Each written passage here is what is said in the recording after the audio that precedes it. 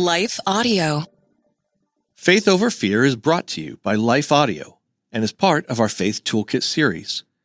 For more inspirational, faith-affirming podcasts, visit us at lifeaudio.com.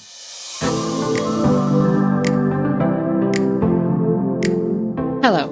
Welcome to the Faith Over Fear podcast, where we attack our most pervasive fears with truth. Because life is too short for any of us to live enslaved. At Holy Love Ministries, we are passionate about helping God's children discover, embrace, and live in God's freedom. We would love to connect with you online. Just visit our show notes to learn how to connect with us.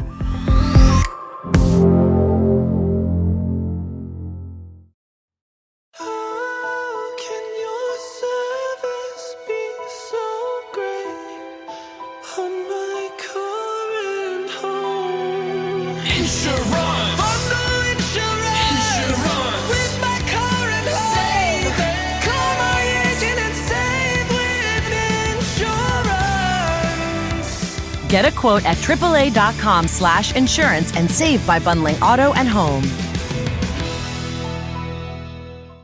At Long John Silver's, throw boring overboard with the fish and shrimp feast, dipped in our signature batter and fried to golden perfection. Complete your feast with Wisconsin white cheddar cheese bites and ride a wave of melty goodness. Order ahead at longjohnsilvers.com. Fish yeah!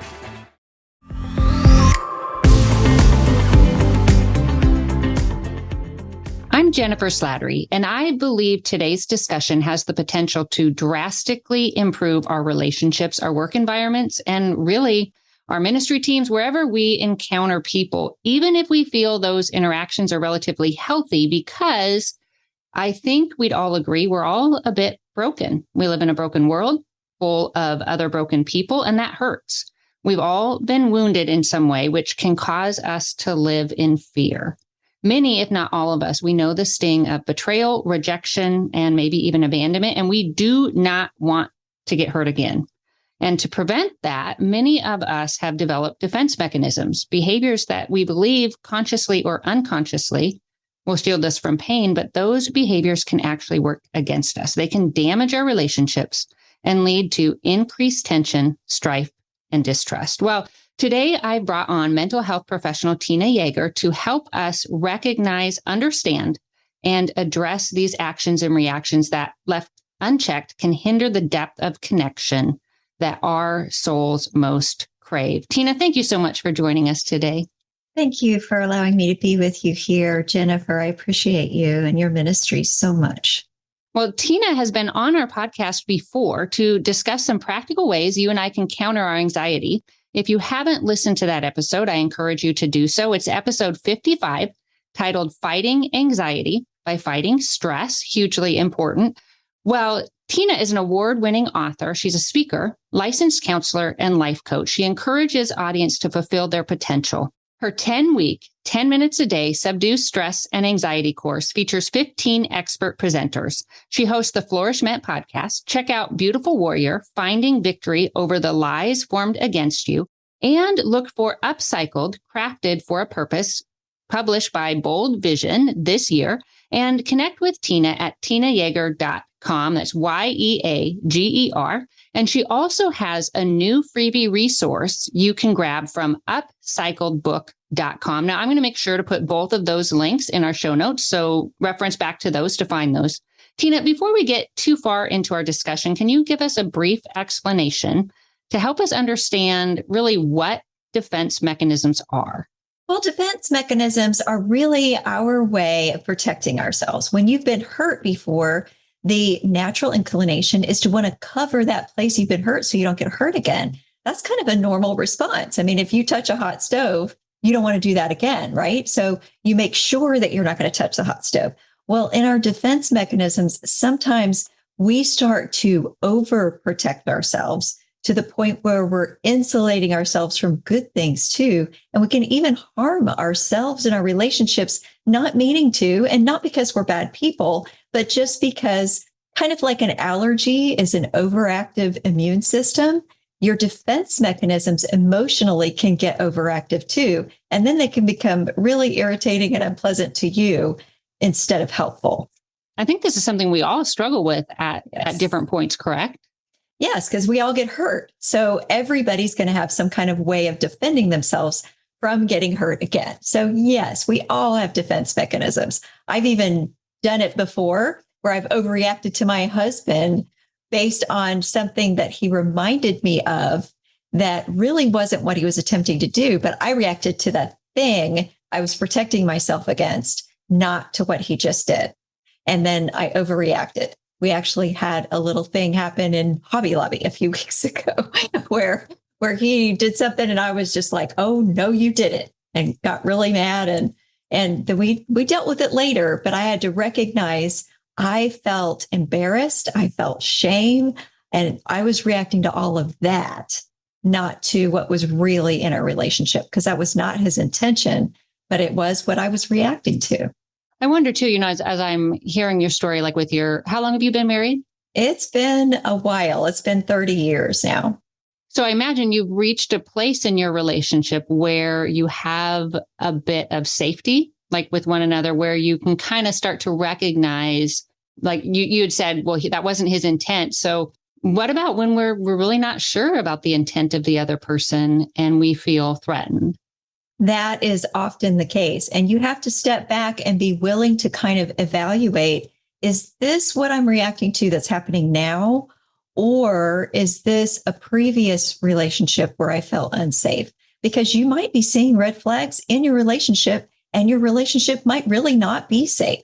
And you need to be willing to pay attention to those red flags and be aware, if this really isn't a safe relationship, I have to consider whether I can be in this or not. Sometimes you need to pay attention to those emotions, but other times it's simply a little weed springing back up from a previous relationship where that weed got seeded in, and you're feeling like this is just like that, and this isn't really just like that. So kind of writing out what is making me feel unsafe. Is this going to always be something somebody would notice as unsafe? And just checking out whether your red flag emotionally is really demonstrated in the situation that you're facing.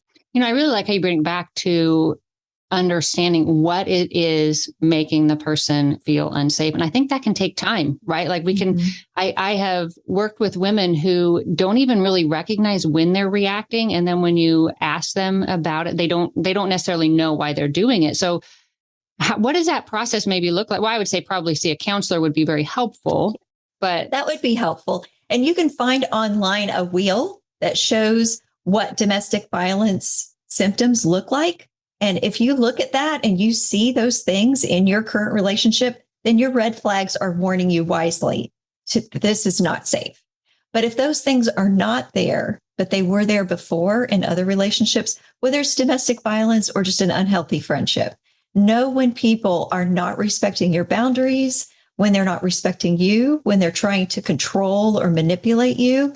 Those are things that you should pay attention to.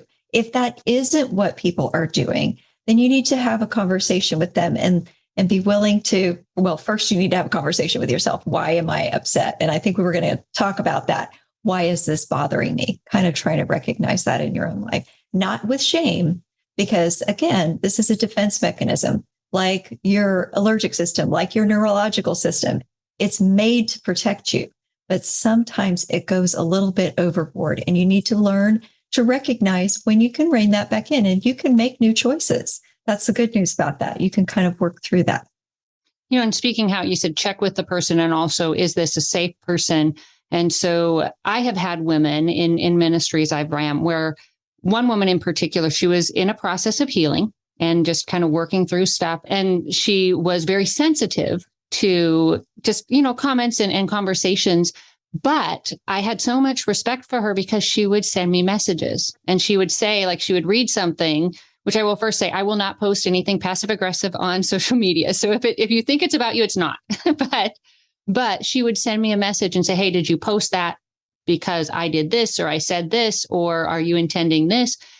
And I think that took a lot of courage for her to do. And I can just imagine that she probably felt, because that's kind of putting yourself in a humble state. But I will say two things. My respect for her really elevated because I'm like, wow, that was super courageous. And it helped us each time she did that. It helped us get to a new level of safety in the relationship because I was able to say, you know what? No, that wasn't about you. I'm so glad you asked. And this was, it was maybe a verse I was reading or an article I was writing, whatever. But I think to that also to kind of piggyback on when you said, like, is this a safe person? Had I responded to her in her state of healing with, well, why would you ask that? And kind of thrown it back in her face, that would not have been healthy for her or helpful. So I think if we're telling someone, hey, I am afraid right now because of your response or how I'm reading your response, and they hear it in the and say, okay, I hear that you are trying to deepen our relationship, and they respond with love. That is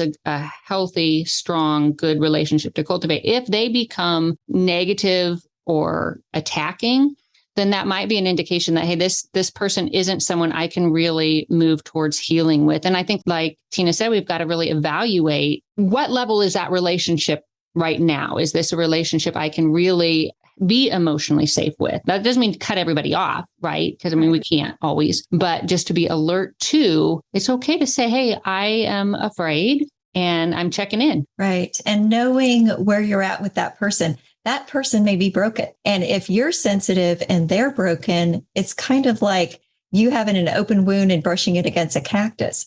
So you want to make sure that you're around people that are safe, that are in a place of wellness themselves, when you're in a place where you need to find healing. You don't have the thick skin to be around cactus people right now. So just recognize where you're at and know what's going to be best for you in your state of healing. It's not a shame thing to know I'm in a place where I can be a little extra sensitive, but it is important for you to realize that. So you know which people to let close and which people to kind of limit your time with, so to speak. Keep yourself safe. And I think we maybe need to kind of sit here for a minute, because I think this will be really confusing and difficult for listeners, especially if you're talking about family, right? Or especially if it's one of those family situations where, say, you're really close to your dad, but your mom, maybe you've had some challenges with, or an in-law. And so I think that can be challenging. What are some ways you can say in love, like, I need some space to process, because we don't want to be hurtful, right? We don't want to be condemning, and we don't ever want to shame someone else. So how can we say, I'm at a place where I need to kind of get strong in a way that is honoring to ourselves without being damaging to them?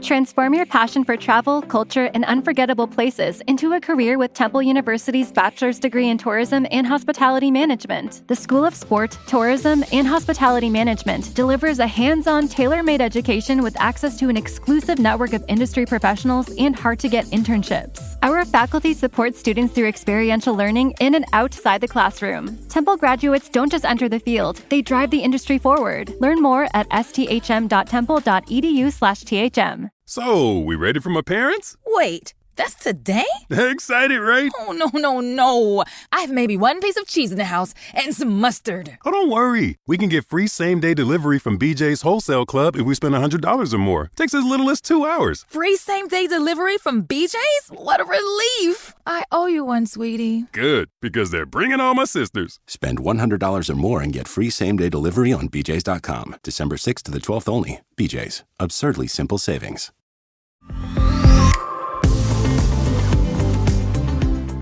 Sometimes it's good to say that, and sometimes you don't need to say that. Sometimes you just need to limit the amount of time you spend with those people, because they may not be able to receive that. If you're coming from a place where you have a lot of family dysfunction, a lot of people are not going to own that. There are people who want to get better, and there are people who have no intention of ever changing. And so if you're dealing with family members who are broken, but who are in a place where they are thinking, I'd rather just blame everybody else and not have to change.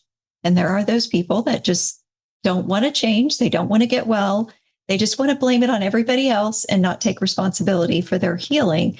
And if that's what you're looking at, if you're looking at somebody who's actively in addiction, sometimes that happens when someone's actively in addiction, because in order to face what you need to change, you have to let go of that addiction. And so part of that process is not owning that the addiction is something you have to be responsible for or anything else. So that's kind of one of those pieces to be aware of and just, say, I love you, but I recognize what your limitations are in your head. You don't have to say that out loud to that person. You may just need to kind of say, I can make that phone call once a month, once a week. Know what it is that you can handle, get through that time that you have to spend with them, but then put that much more, exponentially more good things, positive people, healthy people into your life to offset the impact of the amount of time that you really can't completely avoid spending if it's a close family member with that person. I really like how you emphasized really feeding joy into your soul is kind of how joy-filled relationship, joy-filled interactions. And I think sometimes in our world today, we don't understand the depth and the value of really seeking out intentional joy. So I really love that. I was listening as I was researching today's episode. I was listening to a podcast. Now I don't know their theology, so I will say that, but it was the Empowered Couple podcast, and they said something that I really liked. And they said that every communication with one another, it either leads to increased connection or increased disconnection. And that was a bit of a new way. That made it easier for me to frame it. It made me to say, okay, I want connection. So am I moving towards connection? I guess it felt like hearing it that way put me in the driver's seat a bit. And that's one of the things that triggers us when we start to get defensive is feeling helpless. So it's good to recognize that we have choices. We can choose to move toward greater connection by recognizing what our triggers are and recognizing where they come from. And that can be tricky. It's not something that happens overnight. It takes time to start to recognize, when did I feel like this before? When did I get triggered into this sort of emotional place before where I feel like I have to protect myself? It may have been really early childhood. It may be really difficult to identify when you felt helpless, when you felt discounted, when you felt shamed by somebody, when you felt disrespected, or whatever that trigger is, whatever that emotion is that's under needing to feel like you have to push away. And that can look like lots of things. That can look like being sarcastic. It can look like being really snippy, just overtly pushing somebody away. It can look like discounting that person's point of view. It can look like a lot of different kinds of things, those defense mechanisms that we often do, where we pull back, we shut down, we stop talking, or we walk out of the room, or we do the opposite and attack that person and just really get angry and nasty with them. There's different personalities. You can be the fight, the flight, or the freeze person, where you shut down and you don't say anything, and that's freezing, or you get away from them, and pushing them away can be laughing, or it can be being sarcastic, which is kind of passive aggressive in a way, not to shame you for doing it, but it's like, I can say something and it's supposed to be funny, but it's actually kind of got teeth in it where it's biting you at the same time. I'm smacking you on the back. I'm hitting you, but I'm not hitting you hard enough to get in trouble for hitting you. So those kinds of things where you're either attacking, you're drawing away, or you're freezing show that you have a defense mechanism happening in that moment. So when did you feel like that before? What emotion is it bringing out? What are those thoughts about yourself that this is bringing up? What is that thought about that other person? Are you thinking about this other person differently just as soon as they said that? And why? Why? Who else did you think of that way? And that'll kind of help you recognize what your triggers are. And if you're aware of your triggers, again, that kind of puts you in the driver's seat so you can start to manage it and work through it. I think too, it's helpful. A lot of times, scripture talks about like a gentle answer will turn away wrath, and a harsh reply kind of stokes things up. And I think when we look at it through that perspective too, a lot of times people become defensive with each other, right? And we might even have a pattern develop of defensiveness. We've got this history that we bring into every interaction. But if we can recognize that they're passive aggressive, snarpy, what do you call it? Snippy, being snippy, or any of those other withdrawing, that it's their fear of disconnection as well, then I think we won't take it quite so personal. Right. And that's usually what's happening is your triggers and my triggers are clashing into each other. We're triggering each other and we have a conflict all at the same time. It's very less often that only one person is getting triggered. It's usually both people at the same time. And if you're in a safe relationship, you can come back together and say, look, this is what I was feeling, but you need time. If you try to do that right there in that second, it's probably not going to happen, because your whole frontal lobe of your brain, when you feel like you're in that fight, flight, or freeze moment, when your heartbeat is up, that is not going to work. That part of your brain just isn't working. It's totally shut down. So you're going to have to give yourself time to get back to resting heart rate, work through it, pray through it. That's usually my best salvation. We had an interaction just this weekend, actually, and one of us got a little defensive with the other, and I got defensive at his defensive, and then I had to pray through it. And I was like, really just angry and couldn't even focus on my Bible study. And the Lord was like, you need to treat him like you love him. And I was like, I don't like hearing that. I just want to hear that how wrong he is. So, but that's really not how that works. Sometimes you have to kind of go, I have to remember that I love this person and remember to love them through what threatened me, what upset me, where I felt wronged, and love them where they need to be loved, because they were triggered too. And later, after we had both calmed down, it came out all this stuff that was going on that he was stressed about. And then it triggered me for feeling disrespected. And all of those things kind of came together and clashed all at the same time. And then we had to come back and we were able to talk to each other about, this is what was triggered in me and this is what was triggered in you. And we still love each other. And we're going to try to be careful of those things next time. So if you're in a relationship that's a healthy, good relationship, being able to respect what the other person needs, not just look at what they're doing. Yeah. And I had read somewhere too, that I think is a good way to, I mean, you keep emphasizing, which I love, being a student. I think, having a growth mindset. And I always try to remember, God does call us to freedom. And sometimes I think we forget that when we're in conflict, or when we think, okay, he wants us to, and he does, to love that person, but he also wants to love us at the same time, which creates, I think, this sense of safety. But somebody had said in one of the podcasts I listened to that when we tend to feel defensive, I think some of it can be a habit, obviously, but that it's often that we maybe don't feel loved, that we don't feel like our perspective or our emotions, that we'll be heard and validated, or that we don't think we'll be able to work through the issue. So I think, all those three places of fear, right? But when I heard that, there were certain relationships that I was able to kind of pull back and say, okay, well, I notice in these interactions, I'm more apt to feel defensive. And then when I was able to look through those things, I'm like, okay, that's true. I don't really feel da-da-da-da. But that, again, it shifted me. Okay, so that's true about this relationship. That doesn't mean anything's true about me.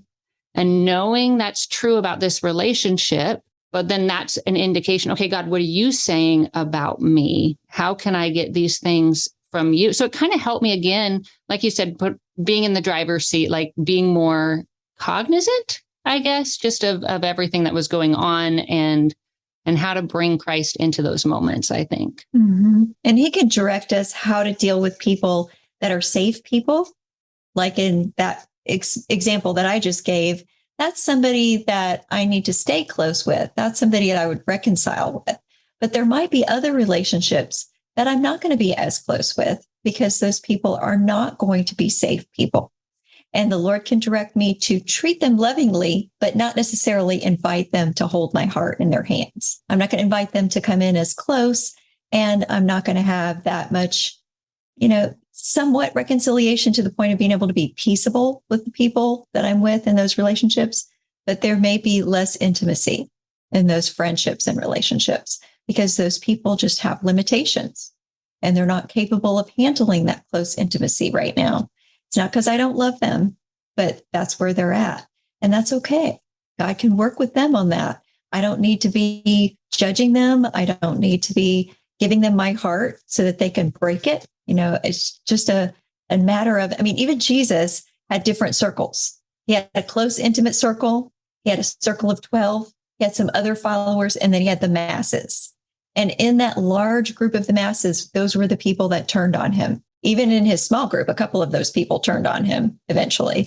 But those were the people that he chose. Do I reconcile with this person? Or is this person that isn't going to reconcile with me? And he knew the difference between the two that betrayed him, which one he would reconcile with and which one was beyond reconciliation, because he was just not choosing that. Mm-hmm. Well, I think that can be really confusing in a faith community, especially where we're taught to be loving and to be kind, and we need to be those things. But I do think sometimes we can attach all of these expectations to our relationships that then can make it really confusing. Like we both have used some examples. Like if you come from a biological family that maybe is not as healthy as it could have been, and then we can think, reading certain passages, like, well, I have to forgive and show grace. And we do. I mean, we do need to forgive and show grace. But I like how you make the distinction between we can be loving, but we can be loving from a distance. Some people are not safe to reconcile with, to a certain extent. You can forgive them, but if someone has abused a child, that may not be the person that you invite over for dinner. That may not be somebody that you reconcile with, but forgiving them sets you free. So there's a difference, huge difference between forgiveness and reconciliation. And there may be limitations to that relationship even after you reconcile and make peace with them. And you can be in a courteous relationship if that person does not choose healing, if they are not in a place of healing yet, and they can still cause harm and damage. There's a limit to which you can trust them to hold your heart and stay close to you. So know the difference between the level of reconciliation that's safe and just forgiving so that you set yourself free. So in your journey of just kind of recognizing your own defense mechanisms and moving past them, what does that look like for you? I mean, do you have somebody in your life, like one person in particular that you feel can, you check in with one another or hold each other accountable, or what does that look like? I have a couple of friends that I know that if I need to process something or if I need prayer, those friends are safe and healthy friends. And if we were to ever misunderstand each other, which with those particular friends, they're such healthy people that we haven't really had that happen.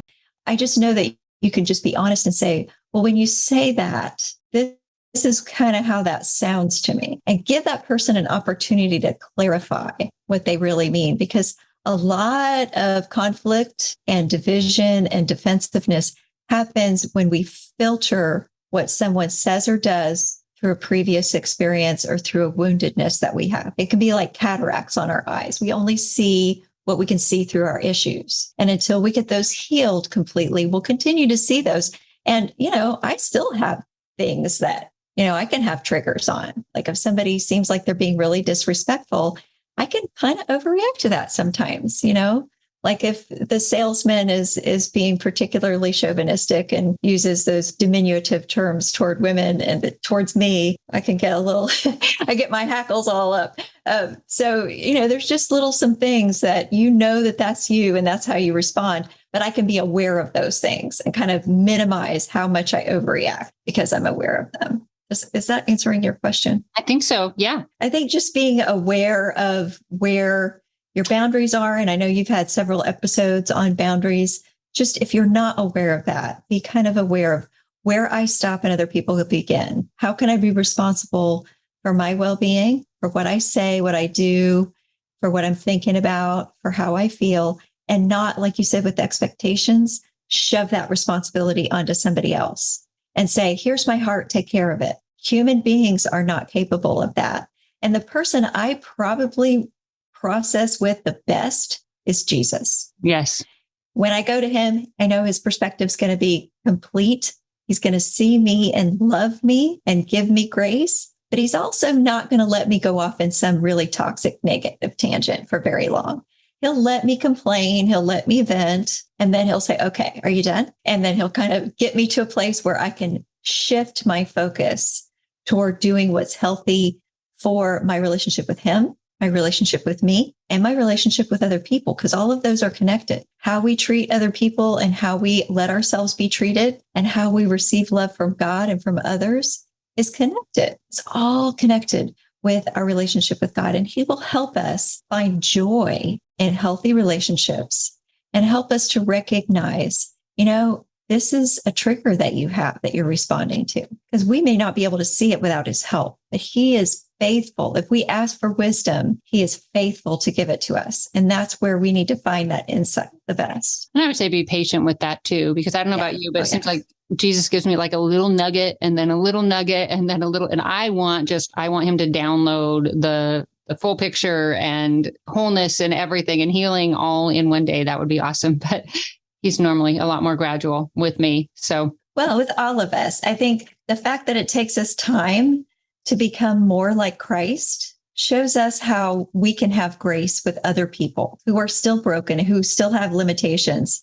We can remember, I can still love you, even if you're not healed yet. And I can show you grace because I know I need it. I'm not fully there yet either. So it kind of helps us give grace when we need to take time to heal. Well, that's awesome. Well, again, Tina, thank you so much for joining us for this conversation. It was great. Lots of great insight. And then to our listeners, make sure to check out the show notes to get that freebie that she mentioned. And then just kind of poke around her site. She's got a lot of great stuff. Tell us a little about your book before you go. Yes, it's called Upcycled, Crafted for a Purpose. It's about whenever you feel worn, rusty, broken, too damaged to be used by God. God is a great upcycler. And just like we take vintage items and junk and we make it into something beautiful and purposeful, God makes us into purposeful works of art for his kingdom. And it's got crafts that you can do with friends, with groups, or by yourself, and you can give them. It's got suggestions on places you can donate them for missions as well. Oh, awesome. And that's another way you talk about pouring joy into our souls. So I think that's another way to do that as well. Well, thank you so much. Thank you. And to our listeners, thank you for listening. If you haven't already done so, I would encourage you to subscribe to this podcast and then you won't miss a single episode. Make sure to rate it. That helps others to find it. And then it encourages our team as well, and share it with your friends. And we just hope that today you got some insight to just keep moving forward, knowing that Jesus does call you to freedom. And so until next time, may you live as one who truly has been set free. Faith Over Fear is a production of Life Audio and Salem Media. If you liked what you heard today, please take a second to rate and review this podcast in your favorite podcast app so that more listeners like you can find the show. For more faith-filled, inspirational podcasts, visit us at lifeaudio.com.